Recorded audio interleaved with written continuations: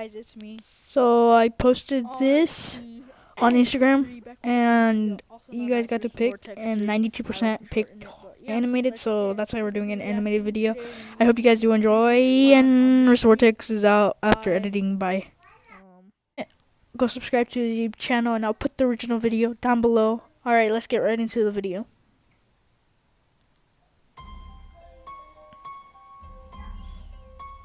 This story happened in July in the year 2016. We had the clown scandal in the US, and it was pretty crazy.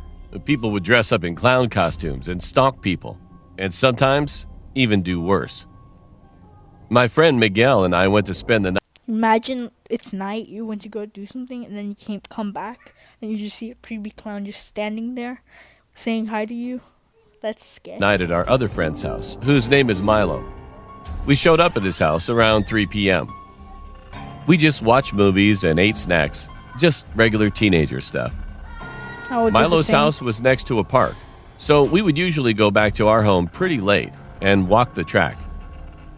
After watching movies all day, we eventually got bored of it, so we decided to go to the park and walk around for a bit.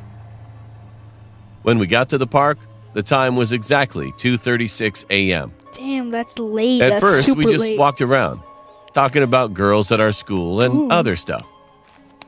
After we rounded a corner around the park bathrooms, that's when we saw him.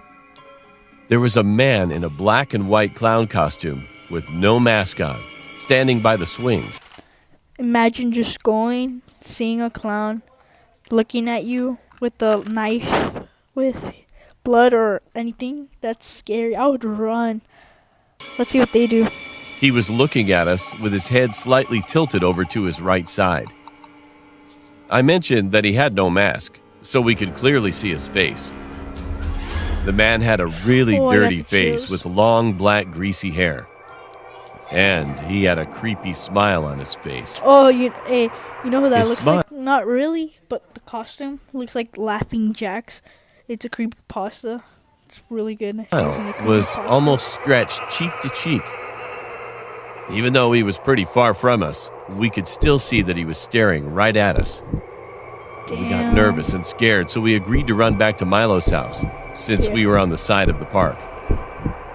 We started the countdown in a whisper.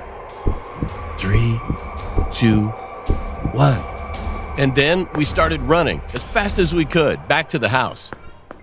After running for a minute, we made it to Milo's street and started running again toward his house in the middle of the road. When we made it to his house, we turned around to look down the street. And to our horror, we saw the man in the clown costume standing at the end of the road. Oh my God. Only illuminated by a streetlight.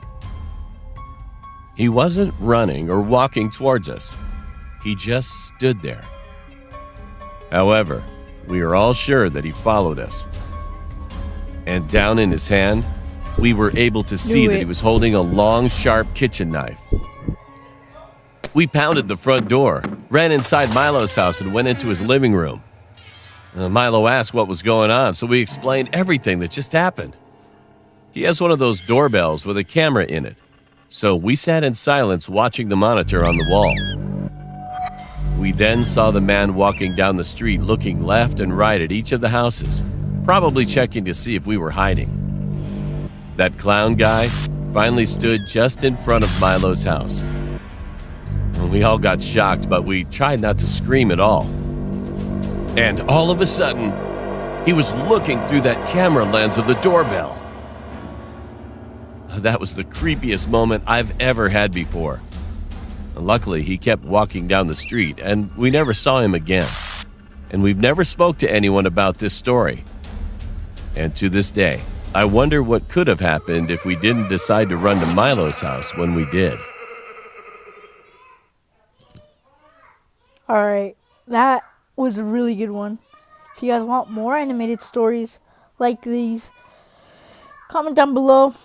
Make sure to like and subscribe. Turn the bell so you get daily notifications of when I'm uploading. And yeah.